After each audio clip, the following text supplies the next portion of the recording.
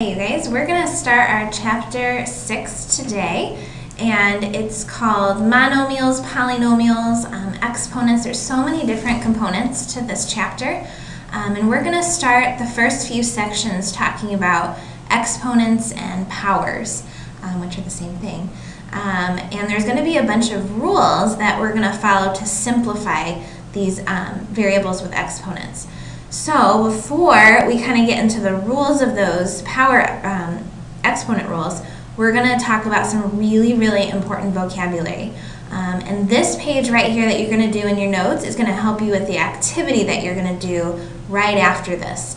The activity is going to require you to label something like this, which is a monomial, which we'll get into in a minute. But you're going to have to label this with all of the important vocabulary that we're going to go through right now. So if you have questions or you're not sure about something, make sure you ask, because you will need to be very familiar with all of these different vocab terms. Okay? So your learning targets today are, first you're going to need to identify the components of a monomial, which is this first page, so knowing the vocab. And then secondly, you're going to use the power rules to simplify some expressions, and that's going to be the second page that we go through together. So make sure you're taking these notes in your note packet as we go along. Now, let's just start with this first one. So a symbol used to represent an unknown quantity. So if in math, if you don't know something, we have been using this forever and ever in this class, so hopefully you know that this is a variable. So this isn't new to you. But a variable represents an unknown quantity. So for example, if we have an x, we don't know what x is, so it's an unknown quantity. If we have x, y, those are variables. Okay, we know that. That's not tricky. Let's move on to the next one. So our variables up here would be a and b, of course. A single product of numbers and variables. So remember, the word product means if you're multiplying something. So if you have a single product of numbers and variables, so kind of like this. So this is telling us to multiply 5 times a squared times b, so it's the product, and we have numbers and variables. So this is what we call a monomial. I don't know if you remember from last year, we talked about monomials, binomials, trinomials. Remember, mono means one. So this is just one term, because it's the product of numbers and variables. So one term is a monomial. So I'm going to put that back here. That's important to know. So one term. Okay, so for example, you might have 2a. That's a product of numbers and variables. It's one term. 3a, b, c. Product of numbers and variables. Even though it's long, it's just one term because you're finding the product of that. Okay? Okay, so next one. The number in front of a variable or a term. So in this monomial, or this term, this is going to be the number in front, and it has a special name to it, and it's a coefficient, and we've talked about that before too. So the number in front is going to be the coefficient. So in the monomial 5a, 5 would be the coefficient, the number in front. Okay? Moving along. Terms that have the exact same variables to the exact same exponents. So this is something that you should be familiar with as well. These are called like terms. So things that can be combined or simplified are called like terms. So for example, 2a plus 3a would be like terms. Okay? Because you have the exact same variable, and it's to the exponent of 1 right now, so we can combine those.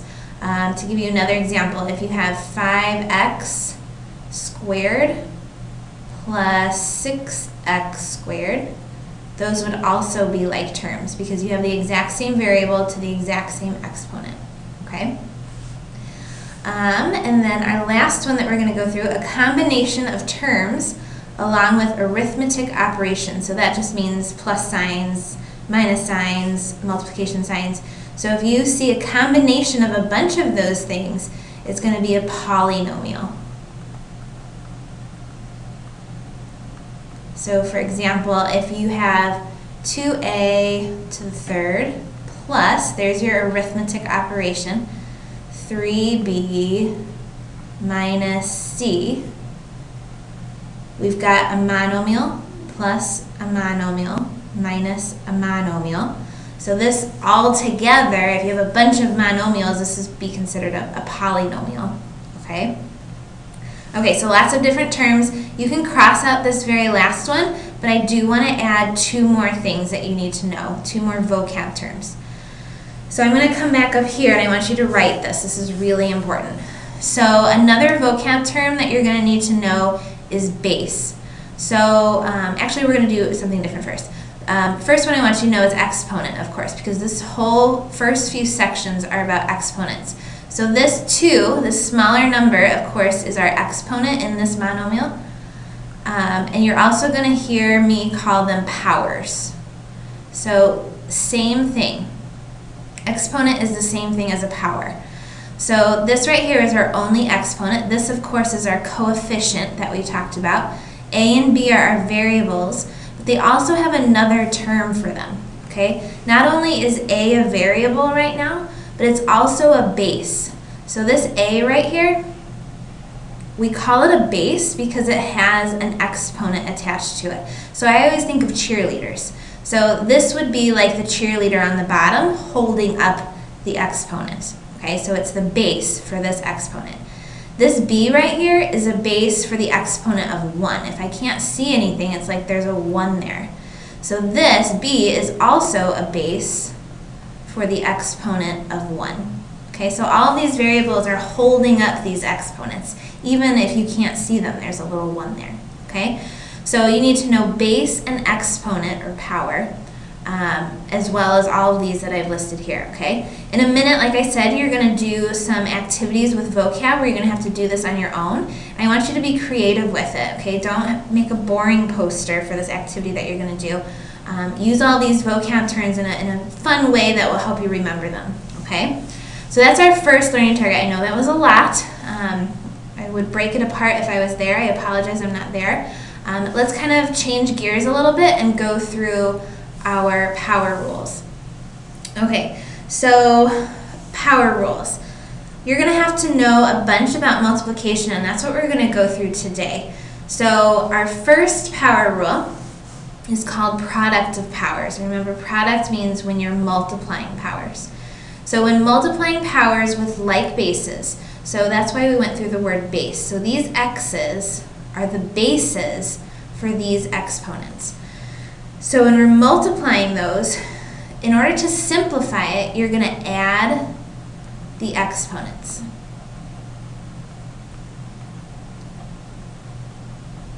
Okay? So that will, your whole job today with these power rules is to make your expression smaller.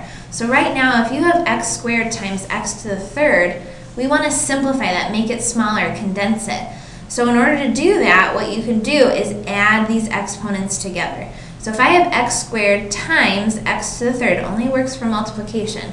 You can add those exponents, so we would get x to the fifth.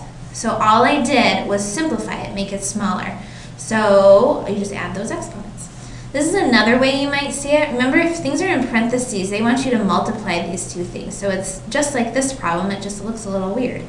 So we've got two different variables this time, and you want to make sure that you look for your like variables. Okay, you're not going to just add them all up. You can only add like bases. So right now I have an x to the fourth, and remember, if you can't see it, it's like there's a little 1 there. So we have x to the fourth times x to the first. So that's going to give us x to the fifth if we add them up. Okay? And then we're going to look at the y's. So I have y to the first, because there's nothing there, so y to the first, times y to the third. So I can add those exponents, and I would get y to the fourth. So you've just simplified this expression by adding those exponents. Okay? All right, let's look at the second rule. Second rule is called product of powers. So when you have product of powers, it's going to look something like this. So it's like you're taking x squared and you're raising it to another power. So you've already got this exponent, and it's raising it to another exponent. So that's called a power to a power. So when taking power expressions to another power, this time you're going to multiply those exponents. That's our rule. In order to simplify it, you can multiply the exponents. Oops. So in this case, we have x is our base, x squared to the third power. So this time I'm going to just multiply 2 times 3 to simplify it. So this is the same thing as x to the 6th. Okay? Now, taking this concept a little further, it's the same concept, it's just a little crazier. So when you're taking a monomial to a power, it's just like this one, but we have a lot more stuff in the parentheses. So in this case, you're going to still multiply that exponent, but you're going to multiply the exponent by everything. So just like the one above, but you have to do it to every single term in those parentheses, okay? So in this one, we just had one thing to give it to.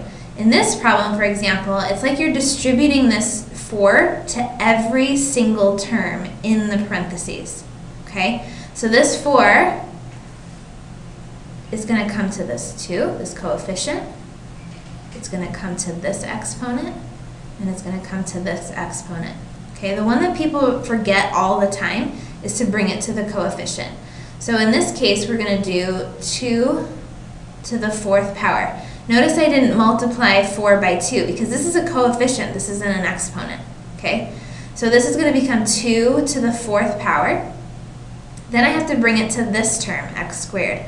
So in order to do that, I'm going to multiply the exponent. So it's going to become x to the 2 times 4 is 8.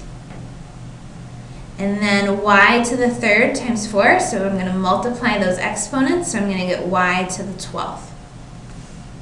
Okay, so that's kind of a crazy problem. So now what you have to do is back away and look, is there anything else I can simplify? Because that's my whole job today, is to simplify these exponents. So if I back away, I can't do anything to x to the 8th, I can't do anything to y to the 12th, but I can figure out what 2 to the 4th power is. So 2 to the 4th power is the same thing as 2 times 2 times 2 times 2. Okay, or you could, in your calculator, just do 2 caret 4. Okay, so 2 times 2 is 4, times 2 is 8, times 2 is 16. So our final answer, sorry I kind of ran out of room here guys, I'm going to write it up here, is going to be 16 x to the 8th y to the 12th. Okay, so you have to simplify it as far as you can possibly go. Alrighty. Alright, this one is, again, a little crazy. But we've got a power to a power, but remember this too has to go to every single thing in the parentheses. So it's like you're distributing backwards, just like we did in this first problem over here. So we're going to bring this 2 to the coefficient. We're going to bring this 2 to the a. I'm going to bring this 2 to the b to the 5th. Okay, so let's rewrite what we have. So we have 3 to the 2nd power.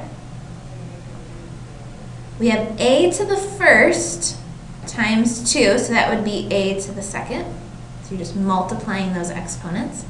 We have b to the 5th times 2, which would be b to the 10th after you multiply those exponents. And then that's all you've got here. So now, again, you want to make sure there's nothing you can simplify once you get to this point. So once we're here, can't do anything to the a to the square, can't do anything to b to the 10th, but we can simplify 3 squared. So 3 squared does not mean 3 times 2. Remember, it means 3 times itself, so 3 times 3. So when we simplify it, we're just going to get 9a squared b to the 10th. Okay? All right, so those are pretty crazy problems. And that's okay. All right, so those are our 3 problems. I think I might hold off on these problems right now until I'm back tomorrow because I've given you a lot of information today. But if you feel like you have a good grasp on this and you want to at least give these a try, I think that would be awesome. So go ahead and give these challenge problems a try. We'll go through them tomorrow, and then we'll just do a bunch of practice tomorrow going over these power rules. Okay, so go to your Google Doc. You've got a second activity, which is going through this vocab, and then you're going to do some practice with those power rules. Okay, good luck everyone. Ask if you